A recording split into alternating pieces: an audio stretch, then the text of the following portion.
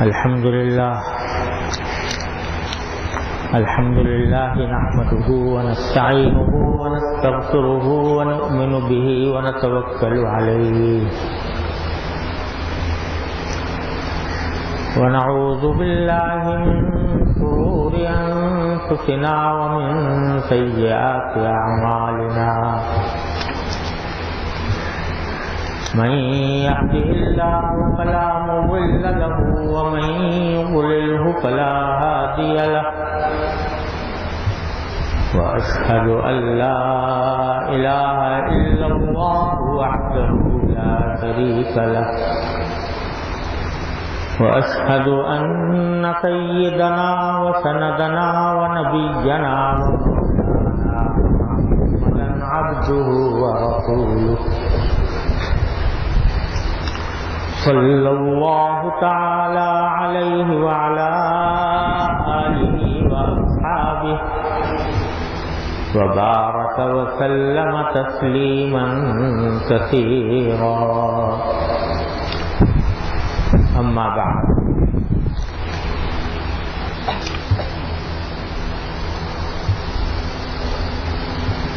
ایک حدیث کا بیان پچھلے 2-3 ہفتوں سے چل رہا ہے،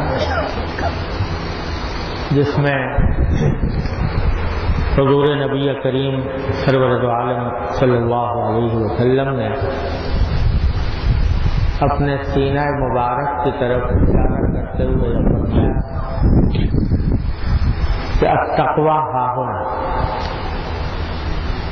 تقویٰ یہاں ہوتا ہے،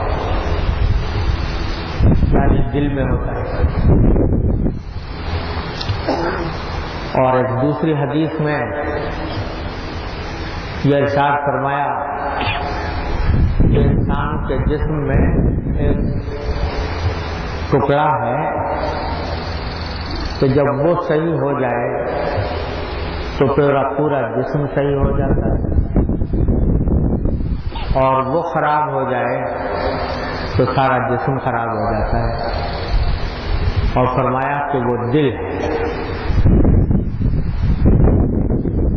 تو انہی 2 حدیثوں کا بیان پچھلے چند ہفتوں سے کرنے کی کوشش کرتا رہا ہوں۔ اللہ تبارک و تعالی اپنے فضل و کرم سے اس کو صحیح سمجھنے اور اس پر عمل کرنے کی توفیق عطا فرمائے۔ حاصل اس کا یہ تھا کہ تقویٰ کا محل، یعنی تقویٰ کی جگہ انسان کا دل ہے، اور اس کا حاصل یہ ہے کہ دل میں ایک ایسی کیفیت پیدا ہو جائے جس سے آدمی ہر وقت تقریباً یہ سمجھے کہ میں اللہ جل جلالہ کی نگاہ میں ہوں،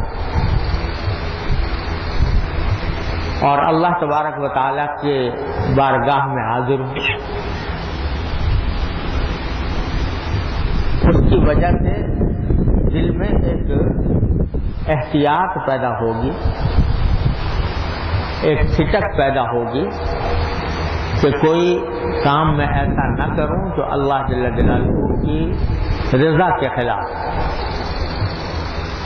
اور اس کی مثال میں نے یہ دی تھی، جیسے کوئی شخص کسی بڑے کی مجلس میں جاتا ہے یا اس کے دربار میں جاتا ہے تو اس کی وہ کیفیت نہیں ہوتی جو گھر میں اکیلے حالت میں ہوتی ہے۔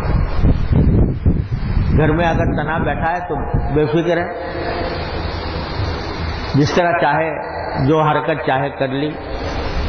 لیکن جب کسی بڑے کی مجلس میں گیا یا بڑے کے دربار میں گیا، کسی صاحب اقتدار کے پاس پہنچا، تو اس کے دل میں ایک احتیاط پیدا ہوتی ہے کہ کوئی ایسا کام نہ ہو جائے جو مجھے ذلیل کر دے اس بڑے کے سامنے، یا اس کو ناگوار ہو جائے، کہ جس سے میری پھیٹی ہو جائے۔ یہ خیال دل میں پیدا ہوتا ہے۔ تو ایک مسلمان سے مطلوب یہ ہے کہ تم تو ہر وقت اللہ جل جلالہ کے دربار میں ہو، ہر وقت اللہ تبارک و تعالیٰ تمہیں دیکھ رہے ہیں، اللہ جل جلالہ کی نگاہ میں ہو۔ تو جس طرح کسی بڑے کی مجلس میں جا کر تمہارے دل میں احتیاط پیدا ہوتی ہے، تو وہ احتیاط ایک مومن کے لیے ہر وقت ہونی چاہیے، اور اس کو اپنے ہر قول و فعل میں، ہر نقل و حرکت میں اس بات کا لحاظ رہنا چاہیے کہ یہ بات کہیں اللہ جل جلالہ کی رضا کے خلاف نہ۔ فرق یہ ہے، کوئی سوچے گا کہ بھئی پھر تو زندگی بند گئی، اگر ہر وقت آدمی یہی سوچتا رہے تو زندگی بالکل بند کر رہ جائے گی، آزادی انسان کی ختم ہی ہو گئی۔ تو خوب سمجھ لیجئے، آزادی اس سے ختم نہیں ہوتی، جو آزادی ضروری ہے، جتنی آزادی انسان کی خوشگوار زندگی کے لیے ضروری ہے، وہ اس سے ختم نہیں ہوتی۔ وجہ اس کی یہ ہے کہ اگر کسی بادشاہ کے دربار میں جاؤ، کسی صاحب اقتدار کے دربار میں جاؤ، کسی بزرگ کے پاس جاؤ، تو وہاں بہت سے کام ایسے ہیں کہ تم وہاں پر کر نہیں سکتے، کیونکہ اس سے بے تکلف ہی نہیں ہے۔ مثلا کسی بڑے کے پاس گئے تو کرتا اتار کے اگر بیٹھنا چاہو اس کی مجلس میں تو یہ نہیں کر سکتے، کیوں؟ اس لیے کہ بے تکلف ہی نہیں ہے، اور بے تکلفی نہ ہونے کی وجہ سے اگرچہ کرتا اتار کے بیٹھ جانا یہ کوئی گناہ نہیں، لیکن اس لیے نہیں کر سکتے کہ اس سے بے تکلفی نہیں۔ اور ماں کے سامنے آدمی جائے تو اس طرح بے تکلفی چلا جاتا ہے، کیونکہ ماں کے سامنے ہر کچھ اپنا سارا وجود اس کے سامنے ہے، اس میں اگر اس طرح بے تکلف انداز سے بھی سامنے آ جائے تو کوئی برا نہیں لگتا، نہ ماں کو برا لگتا ہے نہ خود آدمی کو برا لگتا ہے۔ باوجود ہے کہ ماں کی بھی عظمت ہے، اس کی بھی محبت ہے، لیکن اس کے باوجود یہ بے تکلفی کی وجہ سے آدمی اس طرح چلا جاتا ہے۔ تو اللہ جل جلالہ کے سامنے جب کچھ ہے تو اللہ تبارک و تعالیٰ کے سامنے ہمارا وجود ماں سے زیادہ شفقت والا، محبت والا، بے تکلفی والا ہے۔ تم کسی بھی حالت میں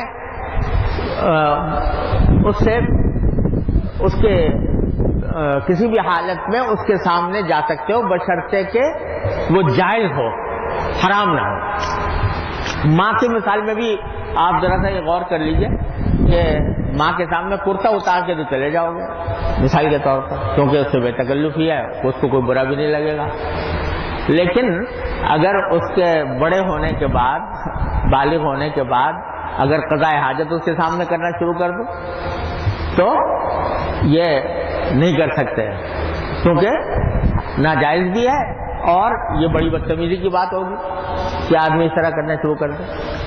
لیکن اللہ جل جلالہ کے ساتھ جو تعلق ہے بندے کا، وہ ایسا ہے کہ ہر آن اس کے سامنے ہے، ہر حالت اس کے سامنے ہے، لہذا اس کے سامنے قضاء حاجت بھی کی جا سکتی ہے۔ اس کے سامنے جب جس جگہ پر اس نے جائز قرار دیا برہنہ ہونا، وہاں برہنہ ہونا بھی اس کی عظمت اور محبت کے خلاف نہیں۔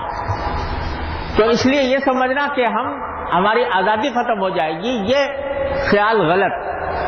آزادی پھر بھی رہے گی، لیکن وہ حدود کی پابند ہوگی، حدود جواز کی پابند ہوگی، کیونکہ اللہ جل جلالہ ہر آن ہم پر انتہائی مہربان ہیں، ماں باپ سے زیادہ مہربان ہیں اور بے تکلف بھی ہیں اللہ تبارک و تعالی۔ لہذا اگر اپنے عام زندگی کے اندر ہم اللہ تبارک و تعالیٰ کے سامنے ہونے کا لحاظ رکھیں گے تو یہ سمجھنا کہ آزادی بالکل ختم ہو جائے گی، یہ بات صحیح نہیں۔ ہاں صرف اتنی بات ہے کہ یہ بات ذہن میں رہے گی کہ میں کوئی ایسا کام نہ کروں کہ جو اللہ جل جلالہ کی رضا کے خلاف ہو، اس کو ناراض کرنے والا ہو، بس یہ احساس دل میں پیدا ہو جائے، اس کے نتیجے میں زندگی اور زیادہ خوشگوار ہو جائے، اور زیادہ لطیف ہو جائے۔ کیونکہ جو گناہوں کی لذت ہوتی ہے وہ لذت حقیقت میں لذت نہیں، وہ تو ایک بیماری ہے، بیماری ہے۔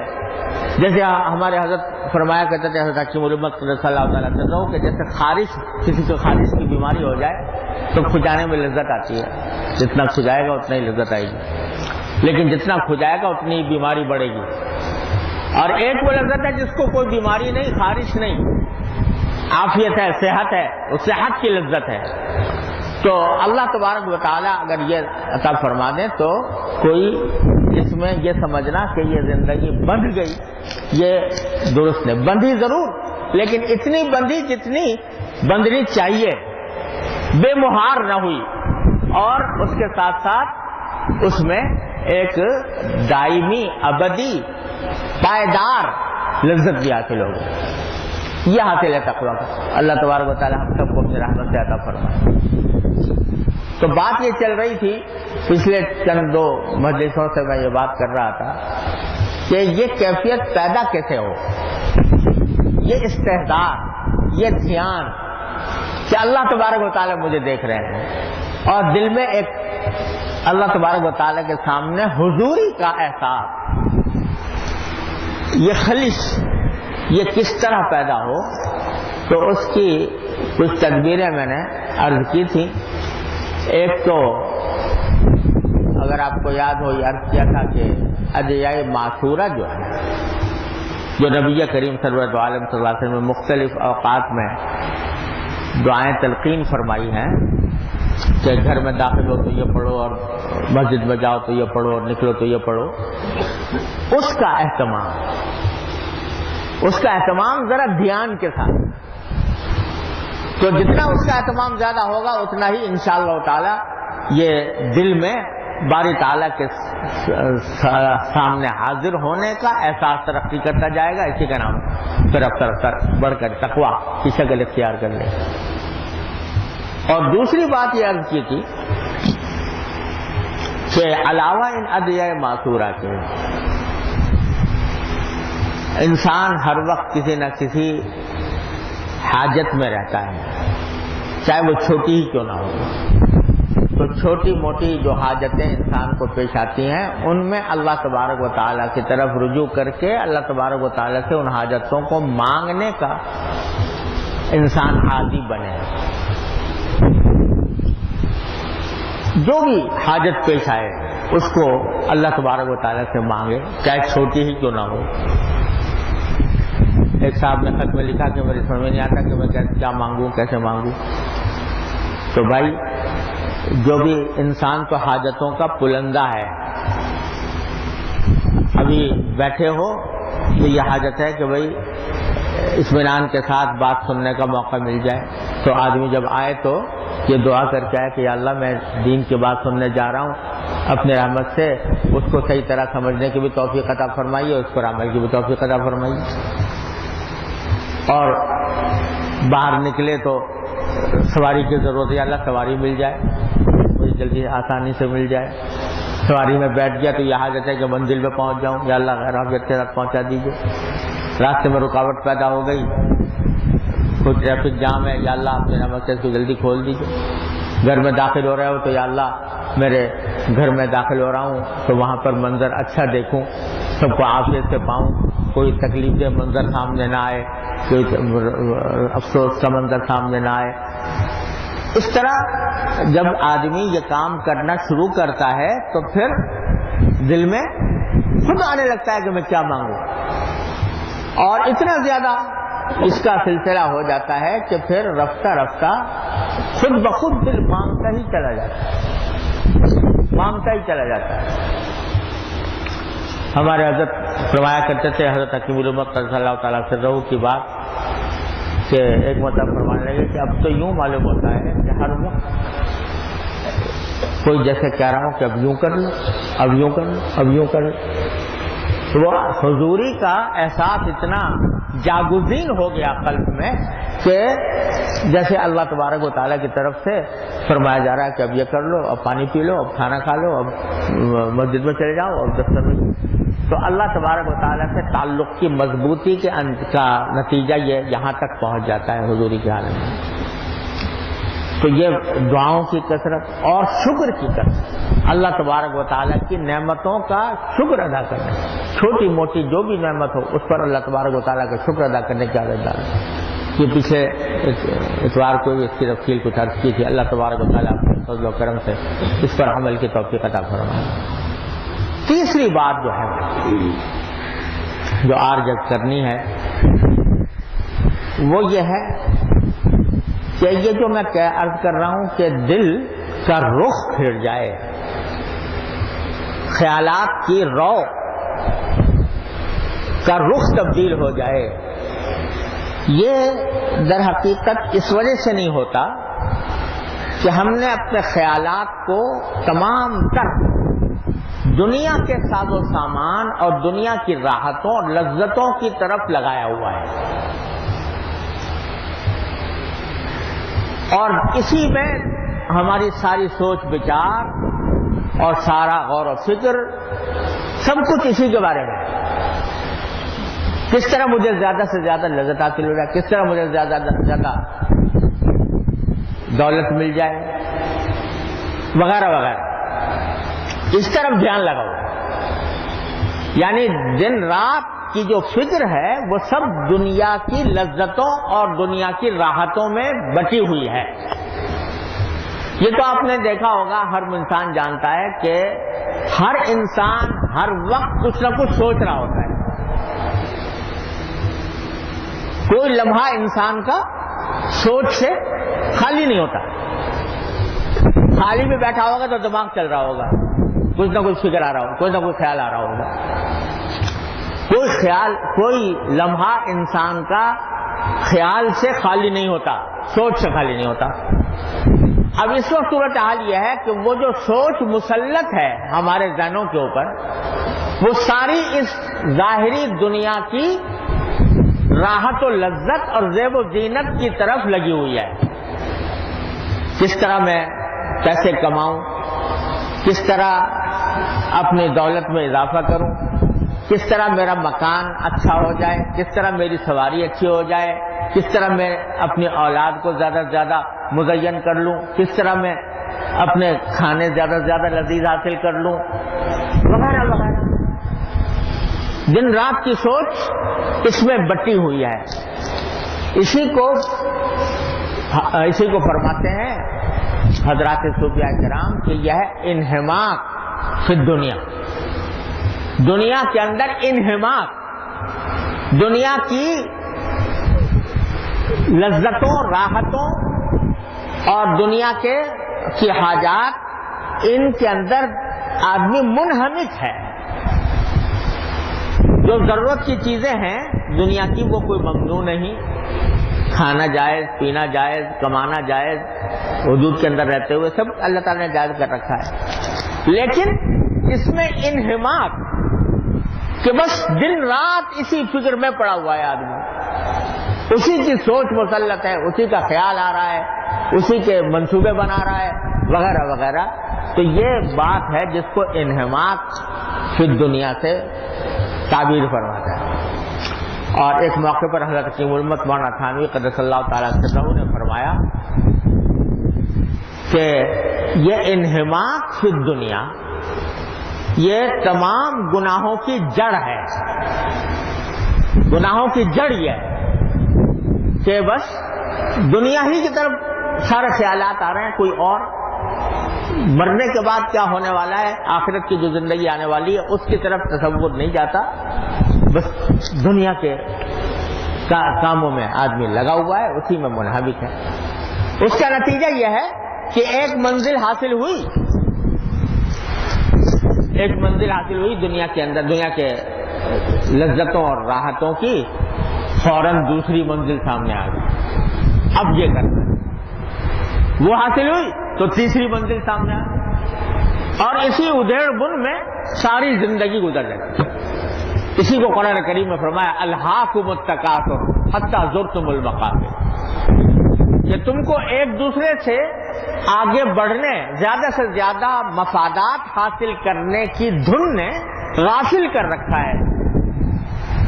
کہاں سے غافل کر رکھا ہے آخرت سے غافل کر رکھا ہے. حتیٰ زرتم المقابر، یہاں تک کہ اسی حالت میں جا کر قبرستانوں میں پہنچ جاتے ہو.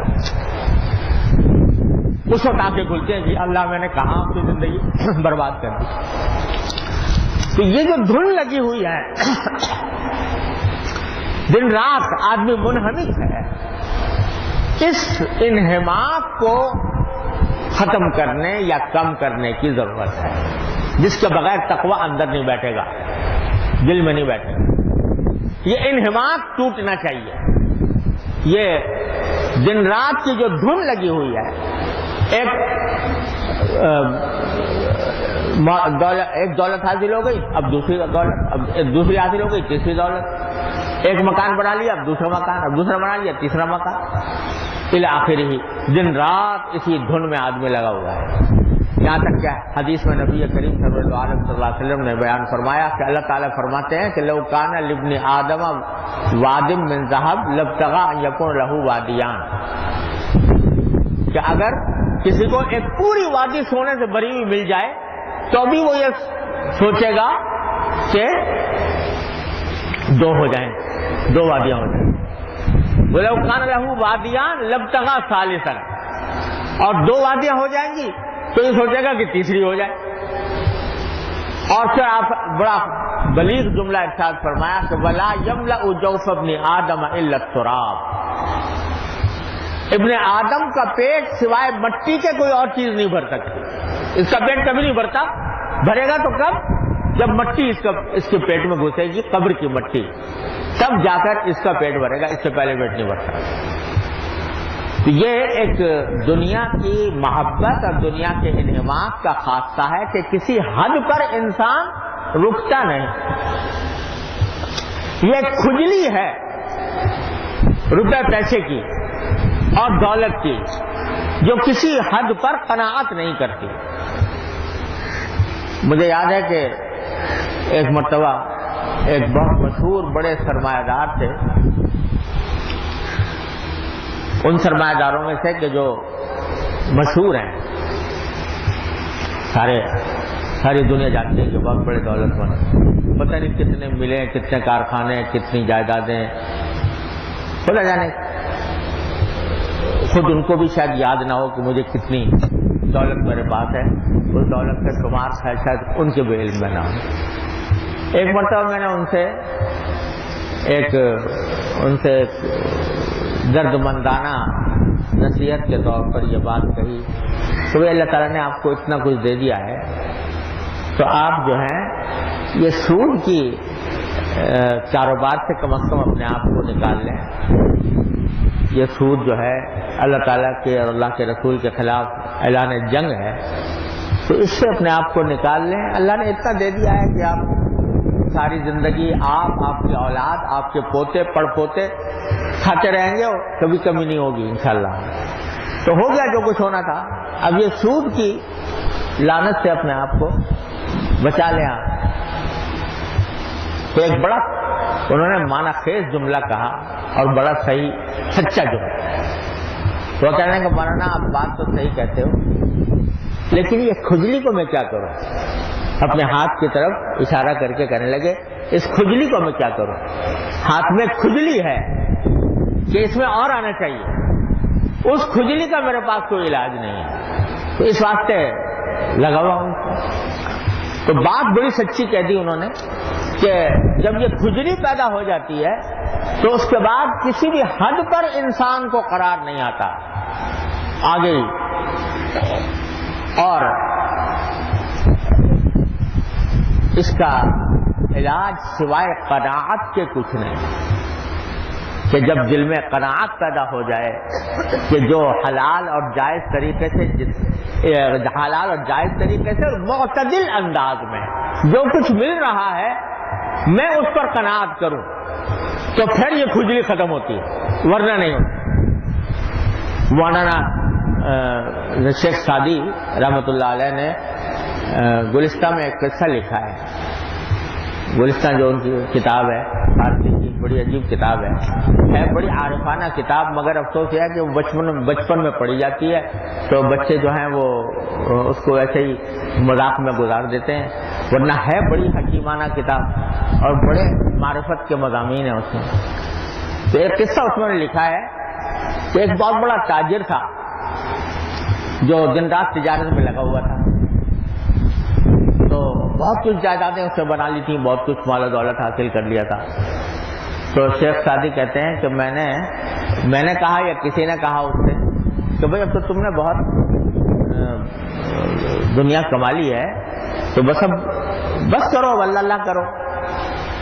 تو اس کے جواب میں اس نے کہا جی بے شک آپ کی بات صحیح ہے, میں کروں گا ایسا, لیکن ذرا سا بات یہ ہے کہ میں ابھی ایک میرا ارادہ ہے کہ میں یہاں سے ایران جاؤں گا اور ایران سے فلاں مال لے کے افغانستان لے کے جا کے بیچوں گا, افغانستان سے فلاں چیز لے کر پھر چین چلا جاؤں گا اور چین میں جا کے فلاں چیز بیچوں گا, وہاں سے فلاں چیز لے کے آؤں گا اور پھر وہاں سے ہندوستان جاؤں گا, ہندوستان جا کے فلاں چیز بیچوں گا. ایک لمبی داستان اس نے اپنے منصوبے کی سنائی کہ یہ کروں گا, اور ایک مرتبہ یہ چکر میں اپنا دورہ پورا کر لوں کہ یہاں سے لے جا کر وہاں بیچوں اور وہاں سے لے جا کر یہاں بیچوں.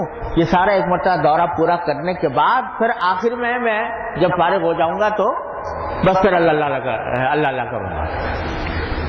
تو اس نے کہا کہ اچھا تو یہ سب کتنی مدت میں پورا ہوگا؟ اس نے کہا یہ مجھے پتہ نہیں کتنی مدت میں پورا ہوگا, لیکن یہ سب کا میں نے منصوبہ بنایا ہوا, اس کے بعد پھر میں پورا کروں.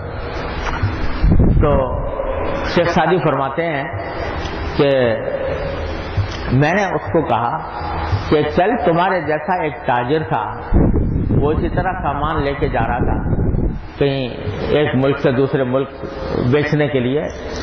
تو راستے میں جو سامان لاد کر لے جا رہا تھا ایک خچر کے اوپر, تو وہ خچر جو ہے وہ گر گیا اور گر کے وہ سارا سامان جو ہے وہ تباہ ہو گیا. تو اس کا سارا منصوبہ بھی اسی قسم کا تھا کہ میں فلاں جا کے بیچوں گا, فلاں جگہ سے فلاں چیز لے کے آؤں گا. تو یہ اس نے وہ سارا خچر کے گرنے سارا منصوبہ تباہ ہو گیا, یہاں تک کہ خود بیمار ہو کے اور ختم ہو گیا.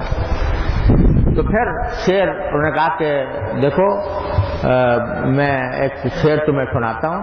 وہ یہی شعر تھا کہ گفت چشمے تنگ دنیا دار رہا, یا قناعت پرکنر یا خاک گور.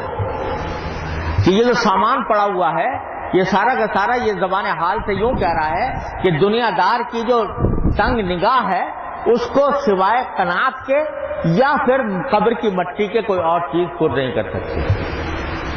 یا قبر کی مٹی میں جا کے پیٹ بھرے گا یا قناعت کے ذریعے پیٹ بھرے گا. تو اس واسطے یہ جو تم نے منصوبے اتنے لمبے چوڑے بنائے ہوئے ہیں, یہ کروں گا اور وہ کروں گا, ان کو اپنے اعتدال کے ساتھ جو ضرورت کے مطابق, ضرورت سے ایسی ضرورت کہ جس سے آدمی خوشحالی کی زندگی بسر کر سکے, شریعت نے اس کے اوپر کوئی پابندی نہیں لگائی, لیکن لمبے چوڑے منصوبے بنانا, یہ منصوبے جو ہیں یہ دنیا میں انہماک ہے, اور جس انہماک کے نتیجے میں پھر آدمی غلط راستے پر پڑ جاتا ہے اور وہ سارے گناہوں کی جڑ.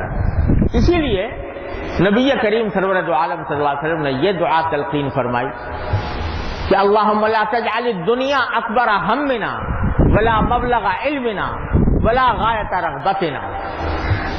کیا عجیب دعا ہے کہ اللہ دنیا کو ہمارا سب سے بڑی فکر ہماری دنیا نہ بنائیے, سب سے بڑی فکر ہماری یہ ہو کہ ہماری دنیا بہتر ہو جائے. ولا مبلغ علمنا, اور نہ ہماری معلومات کی ساری پہنچ وہ صرف دنیا تک ہو. ولا غایت رغبتنا, اور سب سے زیادہ رغبتوں کا بس محور یہ دنیا ہی ہو, ایسا نہ بنائیے. اس کی ایک مثال خود تجربہ کر کے ہر انسان دیکھ لے کہ اپنے 24 گھنٹے کے اوقات میں جو سوچ بچار کرتا ہے اس میں کتنا تو اس کو دنیا کی راحتوں لذتوں سے متعلق ہوتا ہے, دنیا کے مسائل سے متعلق ہوتا ہے. کیا کبھی اس طرح بھی سوچا کہ میں اللہ تبارک و تعالیٰ کے سامنے پہنچوں گا اور جنت میں یہ مناظر ہوں گے اور دوزخ میں یہ ہوں گے, اور کس طرح میں دوزخ سے بچوں گا اور کس طرح میں جنت حاصل کروں گا. یہ سوچ کبھی آتی ہے, یہ خیال کبھی آتا ہے؟ یہ اگر ہم اپنے گریبانوں میں ڈال کے دیکھیں تو یہ خیال اور یہ سوچ تقریباً نایاب ہے، دن رات کی فکر اور سوچ یہی بنی ہوئی ہے۔ تو نبی کریم سرور دو عالم صلی اللہ علیہ وسلم اس انہماک فی دنیا کا علاج یہ بتاتے ہیں کہ اکثروا ذکر حازم اللذات الموت، کہ اس چیز کو کثرت سے یاد کیا کرو جو ساری لذتوں کو ختم کر دینے والی ہے، یعنی موت۔ اس کو یاد کیا کرو کہ کبھی یہ بھی سوچا کرو کہ ابھی ہم جنازے کی نماز پڑھ کر آئے ہیں، ہم نے اپنے ہاتھوں سے کندھا دیا ہے جنازے کو، ایک وقت یہ ہم پر بھی آنے والا ہے، اور ہم بھی اسی طریقے سے جنازے کی شکل میں کسی روز مسجد کے سامنے کھڑے ہوں گے، لیٹے ہوں گے، اور ہم پر لوگ نماز پڑھ رہے ہوں گے۔ ہم اپنے ہاتھوں سے اپنے پیاروں کو کندھا دیتے ہیں، ان کو قبروں میں اتارتے ہیں، ان کو مٹی دے کر آتے ہیں، لیکن اس طرح ہاتھ جھاڑ کے آ جاتے ہیں جیسے یہ قصہ تو ان کے ساتھ ہو گیا، ہمارے سے کیا تعلق۔ نبی کریم سرور دو عالم صلی اللہ علیہ وسلم یہ فرماتے ہیں کہ اکثروا ذکر حازم اللذات الموت، کہ موت کو کثرت سے یاد رکھا کرو کہ ایک دن آنے والا ہے یہ مرنے کا، قبر میں جانے کا، اور کچھ پتہ نہیں کب آ جائے، ایک لمحے کا بھی بھروسہ نہیں کس وقت آ جائے، لہذا اس کو سوچا کرو کبھی کبھی کہ کس طرح ہم مریں گے اور کہاں قبر میں پہنچیں گے، اور کس طرح سوال و جواب ہوگا، اور پھر آخر میں اللہ تبارک و تعالیٰ کے حضور حاضری ہوگی اور اپنے اعمال کا جواب دہ ہونا ہوگا۔ ہمارے حضرت حکیم الامت قدس اللہ تعالیٰ سرہ نے فرمایا کہ کم از کم دن میں کچھ وقت نکال کر، تھوڑا سا وقت نکال کر یہ مراقبہ کیا کرو۔ اسی کو مراقبہ کہتے ہیں۔ مراقبے کا مطلب لوگ پتہ نہیں کیا سمجھتے ہیں، مراقبے کا مطلب ہے دھیان جمانا، تصور جمانا۔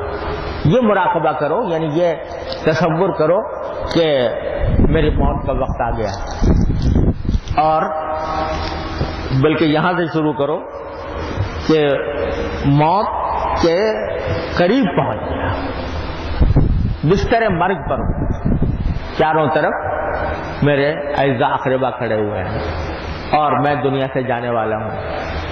اس وقت کیا کیفیت ہوگی دل کی؟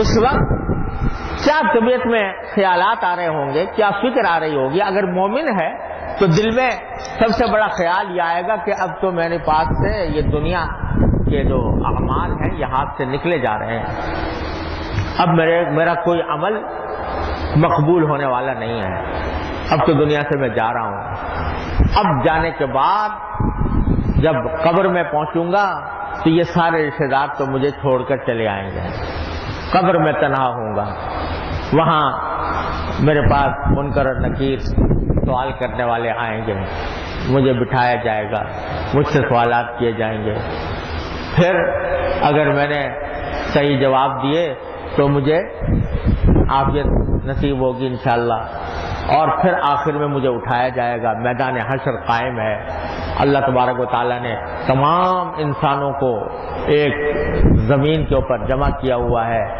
اور حساب و کتاب ہو رہا ہے، وزن اعمال ہو رہا ہے، ایک ایک نیکی کی بڑی قیمت ہے، اور میرے نام اعمال کو جب وزن کیا جا رہا ہے تو اس کے اندر کون سا پلہ بھاری ہو رہا ہے، نیکیوں کا پلہ بھاری ہو رہا ہے یا برائیوں کا پلہ بھاری ہو رہا ہے، یہ سارا تصور۔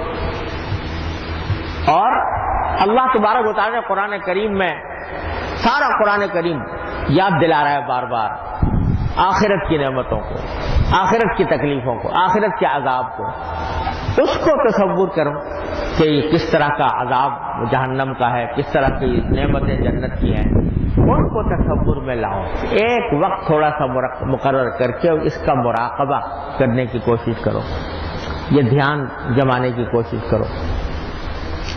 تو جب یہ خیال آئے گا کہ اصل میں یہ دنیا کی جو زندگی ہے یہ تو پلک جھپکتے گزر جائے گی، اور وہ آخرت کی ابدی زندگی ہے جو حقیقت میں زندگی ہے۔ ان الآخرۃ وللدار الاخرۃ ہی الحیوان، اصل زندگی تو وہ ہے جو اللہ تبارک و تعالیٰ فرمائے۔ وہاں جا کے پتہ لگے گا، قرآن کریم فرماتا ہے کہ وہاں جا کے پتہ چلے گا کہ جو کچھ میں نے زندگی میں وقت گزارا تھا کأنہم لم یلبثوا الا عشیۃ او ضحاہا، ساری زندگی وہ 70 سال کی ہو، 80 سال کی ہو، 90 سال کی ہو، 100 سال کی ہو، وہ ایسے لگے گی جیسے کہ ایک شام تھی جو گزار لی بس دنیا کے اندر، اور یا پھر صبح کا وقت تھا بس تھوڑا سا وہ گزر گیا، اتنا چھوٹا لگا، یہ دنیا اتنی چھوٹی لگے گی، اتنی بے حقیقت معلوم ہو جائے گی ہوگی اس وقت۔ تو اللہ جل جلالہ نبی کریم سرور عالم صلی اللہ علیہ وسلم میں آج ہی سے یہ یاد کرانے کی کوشش کر رہے ہیں کہ خدا کے بندو وہاں جا کر تو پتہ چلے گا کہ یہ دنیا بے حقیقت تھی، یہاں سے سمجھ لو، خدا کے لیے یہاں سے سمجھ لو کہ یہ دنیا کی زندگی جو ہے یہ چند روزہ ہے، فانی ہے، ختم ہو جانے والی ہے، بہت مختصر ہے، اور بقول قرآن کریم کو لعب و لہو، یہ کھیل تماشا ہے، لہذا اس میں ضرورت کے مطابق اعتدال کے ساتھ جو کچھ کر سکتے ہو اپنی دنیاوی لذتوں کے لیے، دنیاوی راحتوں کے لیے، بس اس حد تک رکھو، اس سے آگے اپنی فکر کو اور سوچ بچار کو نہ بڑھاؤ۔ دنیا تو لازم، جب آدمی زندہ ہے تو اس کو دنیا کے کاموں کی بھی ضرورت، کھانے کی بھی ضرورت، پینے کی بھی ضرورت، تو گھر کے رہنے کے لیے گھر کی بھی ضرورت، لیکن اس سے دل اٹکا کر اس کو اپنی زندگی کا محور بنا کر، اپنا ساری زندگی کا مقصود بنا کر اگر زندگی گزارو گے تو دنیا کے بندے بن جاؤ۔ اس کے بجائے یہ راستے کی منزل ہے، راستے کے مراحل ہیں جن سے گزر رہے ہو، منزل نہیں ہے، مقصود نہیں ہے، زندگی کا اصل مطلوب یہ نہیں ہے۔ جب یہ بات دل میں بیٹھے گی تو پھر اس سے انشاءاللہ تعالی اللہ تبارک و تعالیٰ کی رحمت سے وہ تقویٰ کا ایک احساس پیدا ہوگا۔ تو موت کی یاد، آخرت کی نعمتوں کا استحضار، آخرت کے عذاب کا استحضار یہ آدمی کرتا رہے اور اس کے نتیجے میں اپنی دنیاوی مصروفیات کو اعتدال پر لائے۔ یعنی شریعت نے یہ بھی نہیں کہا کہ دنیا چھوڑ کے بیٹھ جاؤ، یہ بھی نہیں کہا بیوی بچوں کو چھوڑ دو، کھانا کمانا چھوڑ دو، نہیں، یہ سب کرو لیکن اعتدال کے ساتھ کرو، قناعت کے ساتھ کرو، اس میں اس کو اپنی زندگی کا محور نہ بناؤ، سوچ بچار کا مرکز اس کو نہ بناؤ۔ یہ ہے مقصود انحماق کی دنیا سے بچنے۔ یہ تیسری بات تھی جو مجھے عرض کرنی تھی۔ اللہ تبارک و تعالیٰ اپنے رحمت سے، اپنے فضل و کرم سے ہماری سوچ کا محور تبدیل فرما دے، اور اس کا طریقہ یہ ہے کہ جیسے میں نے عرض کیا تھا کہ ہر وقت انسان کچھ نہ کچھ سوچ رہا ہوتا ہے، ہر وقت کچھ نہ کچھ سوچ رہا ہوتا ہے، بعض اوقات بلا وجہ بھی سوچ رہا ہوتا ہے، کوئی ضرورت نہیں ہے مگر سوچ رہا ہے، کسی چیز کی ضرورت نہیں مگر خیالات آ رہے ہیں۔ تو اس گفتگو کے بعد جبکہ تنبہ ہو جائے انسان کو، تو جب بھی سوچ بچار میں تم منہمک ہو، کسی بھی سوچ بچار میں، تو اس سوچ بچار کا تھوڑا سا رخ اپنے اختیار سے موڑو کہ بھئی یہ سوچ رہا ہوں، یہ تو خیر ہوتا ہی رہے گا، لیکن ایک دن مجھے مرنا بھی ہے، اللہ تبارک و تعالیٰ کے سامنے جواب بھی دینا ہے، اللہ تعالیٰ نے مجھے نعمتیں دے رکھی ہیں، مجھے اس کا شکر ادا کرنا چاہیے، اللہ تعالیٰ نے مجھ پر کچھ فرائض عائد کیے ہیں، وہ فرائض ادا کرنے چاہیے، جو اللہ تعالیٰ نے ناجائز کام کیے رکھے ہیں ان سے بچنا چاہیے۔ اس طرف اپنے خیالات کی رو کو اس طرف موڑ، اللہ تعالیٰ کی نعمتوں کی طرف موڑ، اللہ تعالیٰ نے یہ نعمتیں دی ہوئی ہیں، میں اس کا استحضار کر رہا ہوں، اس کا شکر ادا کر رہا ہوں، اللہ نے مجھے آنکھ دی ہے، کیسی نعمت ہے، مجھے کان دیا ہے، کیسی نعمت ہے، مجھے زبان دی ہے، کیسی نعمت ہے، مجھے ہاتھ پاؤں دیے ہیں، صحت عطا فرمائی ہے، کیسی نعمت ہے، کس طرح میں کھاتا ہوں، کس طرح میں کھانے کے بعد وہ سارے غذا جو ہے وہ اندر جا کر میرے بدن کا حصہ بنتی ہے، اس سے قوت پیدا ہوتی ہے۔ اس طرف اپنے خیالات کے رو کو اس طرف موڑ دو، یا اس طرف موڑ دو کہ یہ تو زندگی کی ساری نعمتیں ہیں، کسی بھی وقت ختم ہو جانے والی ہے، اللہ تبارک و تعالیٰ کے سامنے پیشی ہونے والی ہے، میں پیشی ہوگی تو میں کیا کروں گا، کیا جواب دوں گا، وغیرہ وغیرہ۔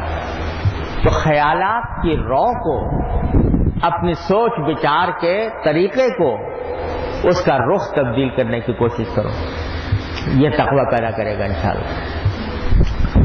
اور بھائی چوتھی چیز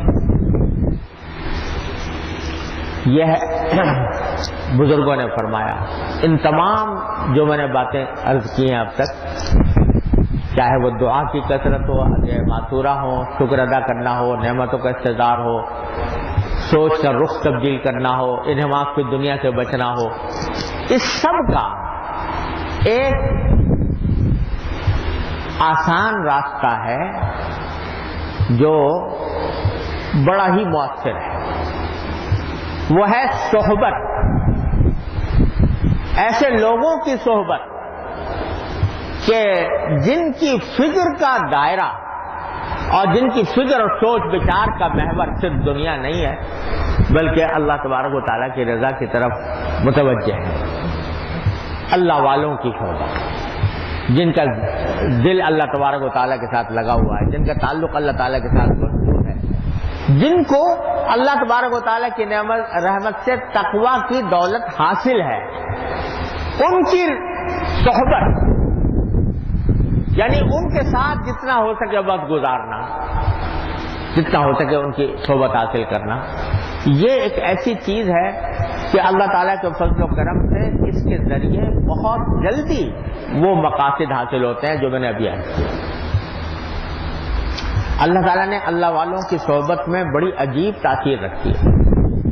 اگر کسی اللہ والے، صحیح اللہ والے کی صحبت نصیب ہو جائے اور کچھ لمحات بھی اس کے ساتھ میسر آ جائیں تو چاہے اس نے کچھ کہا بھی نہ ہو، صرف چند لمحوں میں اس کے ساتھ بیٹھ جانا، چند لمحے اس کے ساتھ گزار لینا، یہ بھی فائدہ مند ہوتا ہے۔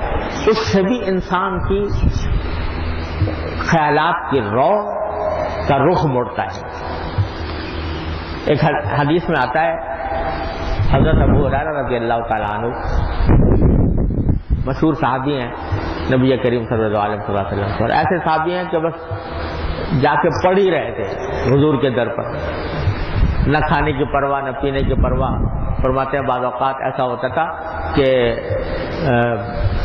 بھوک کے مارے، بھوک کی شدت سے میں مسجد نبوی کے دروازے پر غشی کے عالم میں لیٹ جاتا تھا، بھوک کی شدت سے۔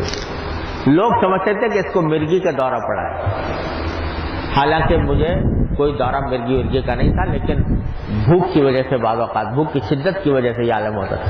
اس واسطے کہ بس اپنی زندگی کا مقصود یہ بنا لیا تھا کہ حضور نبی کریم صلی اللہ علیہ وسلم کی صحبت میں رہنا ہے اور آپ سے جو کچھ سیکھنا ہے آپ کے قول و فعل سے وہ حاصل کرنا ہے۔ تو وہ فرماتے ہیں کہ بعض اوقات ایسا ہوتا تھا کہ میں حضور اقدس صلی اللہ علیہ وسلم کے ساتھ کہیں تشریف لے جا رہے ہیں آپ، میں بھی ساتھ ہوں، تو فرماتے لا یکلمنی ولا اکلمہ، راستے بھر نہ میں نے کوئی بات کی آپ سے نہ آپ نے مجھ سے کوئی بات کی، لیکن آپ جا رہے ہیں میں بھی جا رہا ہوں، اس طرح جا رہے تھے۔ تو علماء کرام نے اس حدیث کی شرح کرتے ہوئے یہ فرمایا کہ یہ کسی اللہ والے کے ساتھ رہنا، چاہے کوئی بات بھی نہ کر رہے ہوں تو وہ بھی اللہ تعالیٰ کے فضل و کرم سے اس کے فیوز کو ساتھ رہنے والے کے اوپر منتقل فرماتا ہے، اور یہ تجربے کی بات ہے۔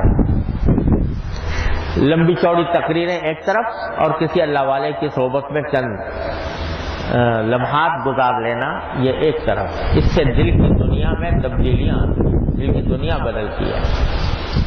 اسی لیے حضرت تھانوی رحمۃ اللہ علیہ کے سامنے کسی نے شعر پڑھا کہ یک زمانہ صحبت با اولیاء بہتر 100 سال طاعت بیریا، کہ یک زمانہ صحبت با اولیاء، تھوڑا سا زمانہ کسی اولیاء کی صحبت میں گزار لینا یہ 100 سال کی عبادت سے زیادہ بہتر ہے۔ تو حضرت تھانوی رحمۃ اللہ علیہ سے کسی نے کہا کہ حضرت یہ تو کچھ مبالغہ لگتا ہے، 100 سال کی عبادت سے بھی چند لمحے کسی اللہ والے کے پاس گزار لینا، اس کو 100 سال کی عبادت سے بھی افضل قرار دے دیا۔ تو حضرت نے فرمایا کہ ارے میاں مبالغہ تو کیا ہوتا، پوری بات اب بھی نہیں ہوئی۔ اگر یوں کہتے کہ 100 لاکھ سالہ یہ 100 لاکھ سال کی عبادت سے بہتر ہے تو بھی غلط نہ ہوتا، کیونکہ بعض اوقات عبادت تو آدمی کر رہا ہے لیکن غلط طریقے سے کر رہا ہے، تو کسی اللہ والے کی صحبت کے نتیجے میں اس کا طریقہ درست ہو جاتا ہے، اس کی منزل درست ہو جاتی ہے۔ تو اس وجہ سے یہ کوئی مبالغہ نہیں ہے، بہت بڑی نعمت ہے صحبت۔ تو کسی اللہ والے کی صحبت میں کچھ وقت گزار لینا، یہ بھی ایک بہت بڑی عظیم کامیابی ہے، اور اس کے ذریعے اللہ تعالیٰ کی نے کچھ یہ صحبت میں تاثیر رکھی ہے کہ صحبت کا اثر منتقل ہوتا ہے۔ جس کی صحبت اختیار کرتا ہے تو اس کے فیوز کا انعکاس ہوتا ہے۔ یہ جو آپ نے سنا ہوگا کہ صحابی کس کو کہتے ہیں؟ صحابی کہتے ہیں جس کو نبی کریم سرور دو عالم صلی اللہ علیہ وسلم کی صحبت حاصل ہو۔ اور صحابی کی تعریف یہ ہے کہ ایک مرتبہ بھی حضور اقدس صلی اللہ علیہ وسلم کی زیارت کر لی ہو اسلام کی حالت میں، اور اسلام کی حالت ہی پر اس کا انتقال ہوا ہو، وہ صحابی ہو گیا۔ اور ایسا صحابی ہو گیا کہ بعد کے آنے والے جتنے بڑے بزرگان دین، اولیاء اللہ، کوئی بھی ہو، وہ صحابی کی گرد کو بھی نہیں پہنچ سکتا، کیونکہ سرکار دو عالم صلی اللہ علیہ وسلم کی صحبت ایک لمحے کے لیے حاصل ہو گئی۔ یہ اتنا بڑا مقام یہ کہاں سے حاصل ہوا؟ صحبت۔ بعد میں تابعین آئے، تابعین کے بعد طبع تابعین آئے، اور اس کے بعد سارے بزرگان دین۔ تو سارا دین جو نکلا ہے یہ در حقیقت صحبت کی برکت سے نکلا۔ اسی لیے قرآن کریم میں فرمایا یا ایھا الذین آمنوا اتقوا اللہ وکونوا مع الصادقین، اے ایمان والو تقوی اختیار کرو، اور تقوی اختیار کرنے کا آسان طریقہ بتایا وکونوا مع الصادقین، جس کا ترجمہ حضرت تھانوی رحمۃ اللہ نے یہ کیا، یہ فرماتے تھے کہ صادقین سچے لوگوں کے ساتھ رہ پڑو، سچے لوگوں کے ساتھ رہ پڑو، یعنی ان کی صحبت اختیار کرو۔ یہ آسان طریقہ یہ بتایا۔ تو شروع سے دین اسی طرح چلا آ رہا ہے۔ حضور کی صحبت اٹھائی، صحابی بن گئے، صحابی کی صحبت اٹھائی، تابعی بن گئے، تابعی کی صحبت اٹھائی، طبع تابعی بن گئے۔ اللہ تعالیٰ نے یہ صحبت میں یہ تاثیر رکھی ہے۔ تو کچھ وقت نکال کے کسی اللہ والے کی صحبت میں جا کر بیٹھنا، چاہے وہ خاموشی ہو، لیکن اس کے بیٹھنے سے بھی یہ اللہ تبارک و تعالیٰ کی رحمت سے یہ فائدہ حاصل ہوتا ہے کہ اس کے فیوز منتقل ہوتے ہیں۔ اللہ تبارک و تعالیٰ نے یہ تاثیر رکھی ہے، یہ اللہ تبارک و تعالیٰ کی سنت چلی آئی ہے شروع سے۔ پانچویں بات یہ کہ یہ تو ہے کسی اللہ والے کی صحبت، لیکن پانچویں بات یہ ہے کہ آدمی اپنا عام اٹھنا بیٹھنا بھی، عام ملاقاتیں بھی، عام مجلسیں بھی ایسے لوگوں کے ساتھ رکھے کہ جن کو کچھ آخرت کی فکر ہے، دنیا میں ہی منہمک نہیں ہے۔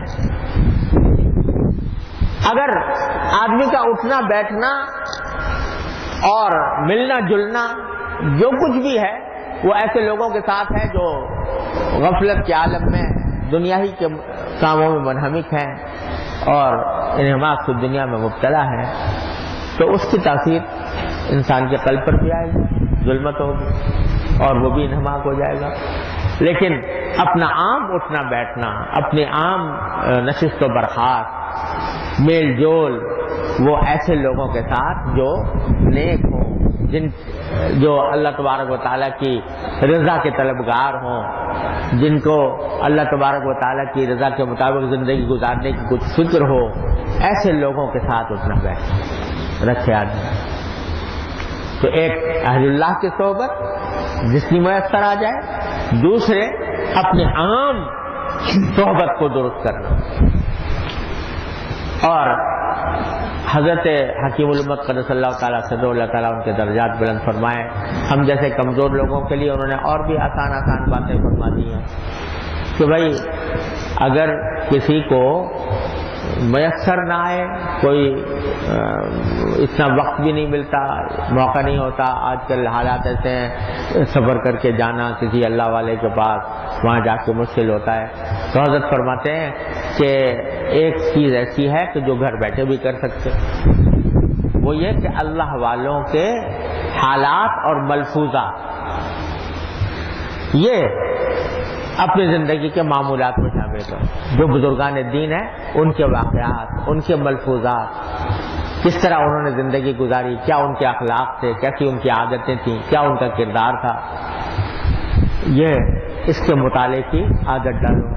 حضرات صحابہ کرام کی سیرتیں چھپی ہوئی ہیں، سیر الصحابہ، حیات الصحابہ، صحابہ کرام کے حالات، بزرگان دین کے حالات چھپے ہوئے ہیں. اور ہمارے جو قریب ترین بزرگ گزرے ہیں، حضرت نوناتوی، حضرت گنگوئی، حضرت تھانوی، حضرت مدنی رحمۃ اللہ علیہ مجمعین، ان حضرات کے حالات پڑھو گے، جو حالات پڑھو گے، حضرت فرماتے ہیں کہ ان کے حالات میں نور ہوتا ہے.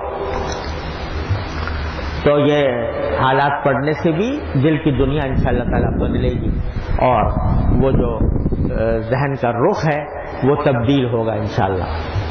یہ چند باتیں میں نے اس لیے جلدی عرض کر دی ہیں. اللہ تعالیٰ اپنی رحمت سے پر سب پر ہم کو عمل کرنے کی توفیق عطا فرمائے. جلدی اس لیے عرض کر دی ہیں کہ رمضان آنے والا ہے، اور شاید کیا بلکہ تقریباً یقینی جیسا ہے کہ یہ رمضان سے پہلے آخری مجلس ہے، کیونکہ اس کے بعد مجھے سفر درپیش ہے، متعدد سفر، اور سفر کی وجہ سے رمضان سے پہلے بظاہر کوئی اور مجلس نہیں ہو پائے گی. رمضان کے اندر ظہر کے بعد اتوار کے دن معمول ہے، انشاءاللہ وہ جاری رہے گا، لیکن رمضان سے پہلے کوئی اور مجلس نہیں ہو سکے گی. تو دل چاہا کہ چند باتیں چاہے جلدی ہوں وہ کان میں ڈالتی جائیں، اپنے بھی کان میں پڑ جائیں، دوسروں کے بھی کان میں پڑ جائیں. اللہ تعالیٰ ان پر عمل کی توفیق دے دیں. اور اس لیے بھی کہ رمضان المبارک کا جو مہینہ آنے والا ہے انشاءاللہ تعالیٰ اللہ تعالیٰ ہمیں اپنی رحمت سے اپنی زندگی میں عطا فرما دے. حضور اقدس صلی اللہ علیہ وسلم دعا فرمایا کرتے تھے کہ اللہم بلغنا رمضان، اللہ ہمیں رمضان تک پہنچا دیجئے، یعنی ہماری زندگی اتنی کر دیجئے کہ رمضان ہمیں مل جائے. تو یہ رمضان کا مہینہ جو ہے یہ تقوی حاصل کرنے کا ایک بہترین ذریعہ ہے. اسی لیے قرآن کریم نے جہاں روزوں کا ذکر کیا، یا ایھا الذین آمنوا کتب علیکم الصیام کما کتب علی الذین من قبلکم لعلکم تتقون، تمہارے اوپر روزے فرض کیے گئے ہیں جیسے کہ پہلے لوگوں پر روز فرض کیے گئے تھے، تاکہ تمہارے اندر تقوی پیدا ہو. یہ لعلکم تتقون. تو معلوم ہوا کہ اس سارے رمضان کی جو محنت ہے، یا رمضان کا جو زمانہ ہے، اس کا اصل مقصود ہے تقوی پیدا کرنا. اللہ تعالیٰ نے اس میں تاخیر بھی رکھی ہے. اگر کوئی شخص رمضان کے مہینے کو اس غرض سے شروع کرے کہ مجھے اس میں تقوی کی دولت حاصل ہو، تو اللہ تعالیٰ کی طرف سے خصوصی مدد ہوتی ہے، اور اس میں انسان کو تقوی کی منزل کی طرف بڑھنے میں آسانی پیدا ہوتی ہے.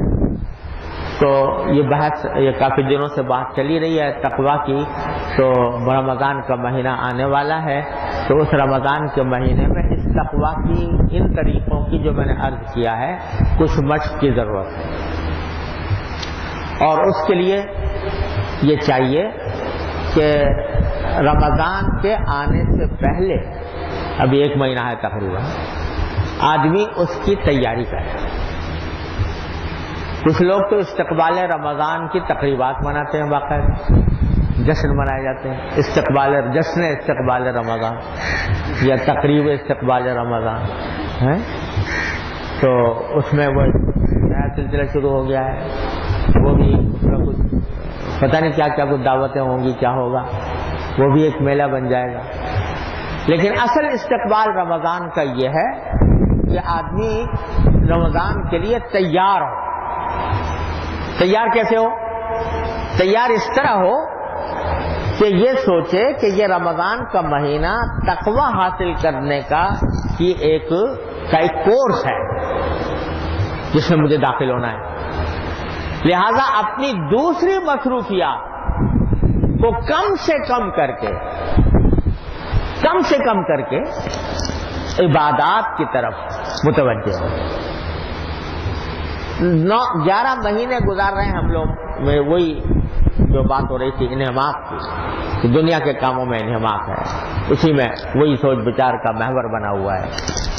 تو آدمی یہ سوچے کہ یہ رمضان کا مہینہ آنے والا ہے، تو اس رمضان کے مہینے میں میں اپنی مصروفیات کو کم سے کم کروں اور زیادہ سے زیادہ وقت جو ہے وہ اللہ جل جلالہ کی عبادت میں، اللہ تعالیٰ کے ذکر میں، اللہ تعالیٰ سے دعاؤں میں، اس میں گزاروں گا.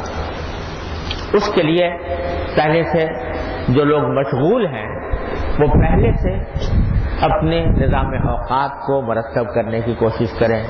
کس طرح میں اپنی مصروفیت کو کم کر کے زیادہ وقت اس کام میں لگا سکتا ہوں.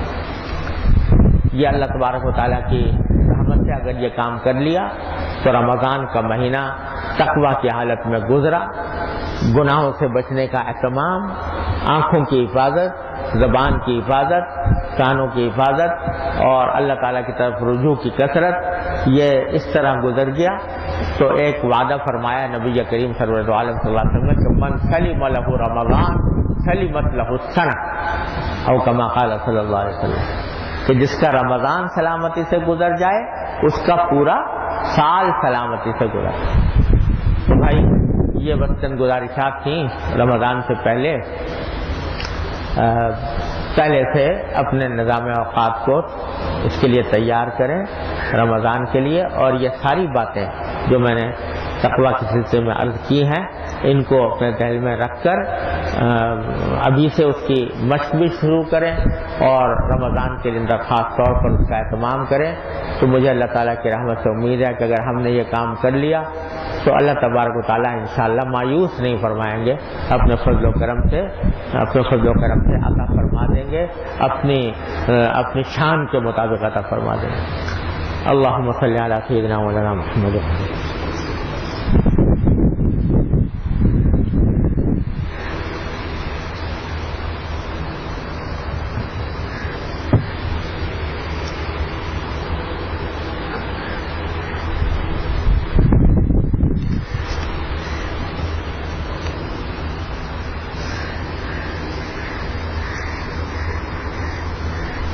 کسی صاحب نے پوچھا ہے کہ پچھلے جمعہ میں ایک دعا جو مناجات قبول میں بھی تھی نماز کے بعد پڑھا جاتا تھا، وہ ذرا دوبارہ دوہرا دیں. شاید وہ بہت ساری دعائیں پڑھی تھی بھائی، پتہ نہیں کیا کون سی دعا مقصود ہے. یہ دعا کی ایک تھی اللہم اجعل وساوس قلبی خشیتک و ذکرک واجعل ہمتی و ہوایا فیما تحب و ترضی، کہ اللہ میرے دل کے وسوسوں کو، خیالات کو اپنے خشیت اور اپنے ذکر میں تبدیل فرما دی. یہ دعا کیا ہے اللہ تعالیٰ ہم سب کو توفیق دے. اللہم صلی علی سیدنا مولانا محمد وعلی آل محمد کما صلیت علی ابراہیم وعلی آل ابراہیم انک حمید مجید. ربنا ظلمنا انفسنا وان لم تغفر لنا وترحمنا لنكونن من الخاسرین. ربنا آتنا فی الدنیا حسنۃ وفی الآخرۃ حسنۃ وقنا عذاب النار. ربنا آتنا فی الدنیا حسنۃ وفی الآخرۃ حسنۃ وقنا عذاب النار.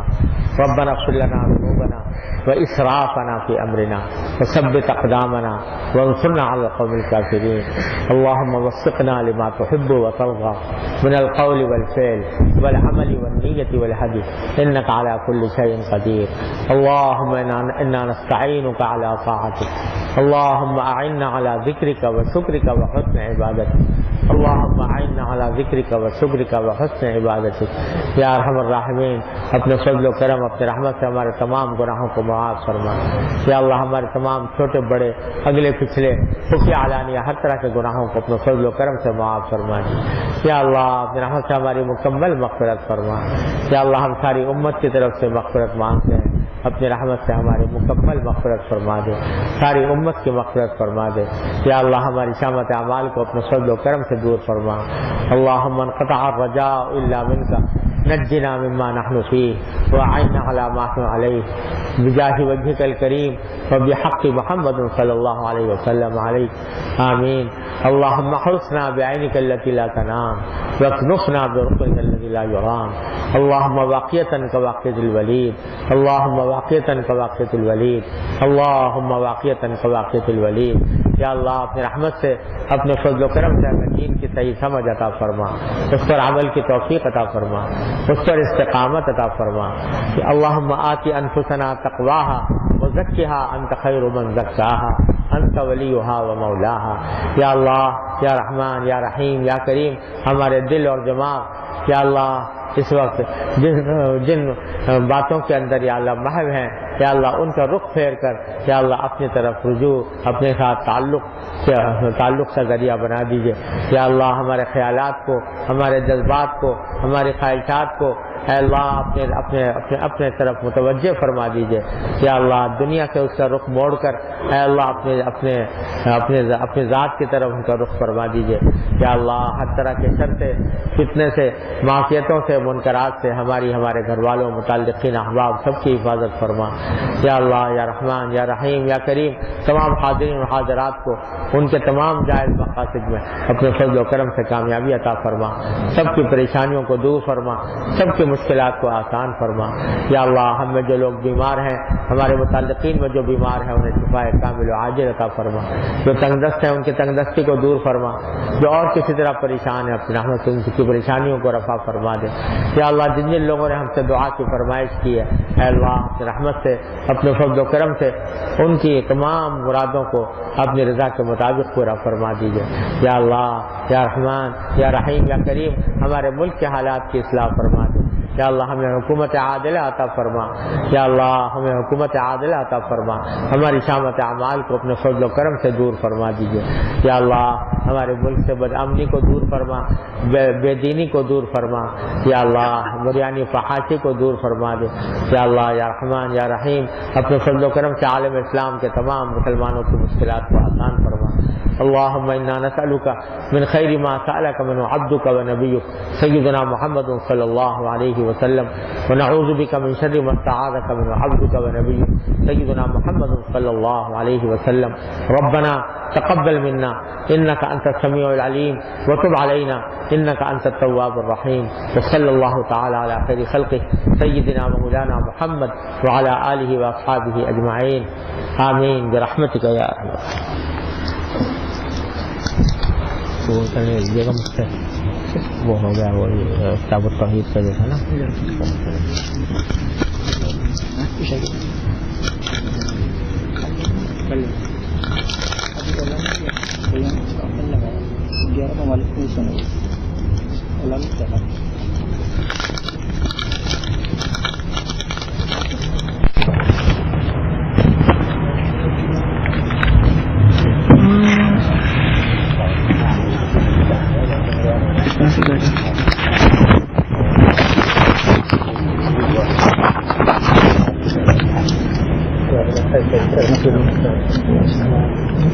Gracias.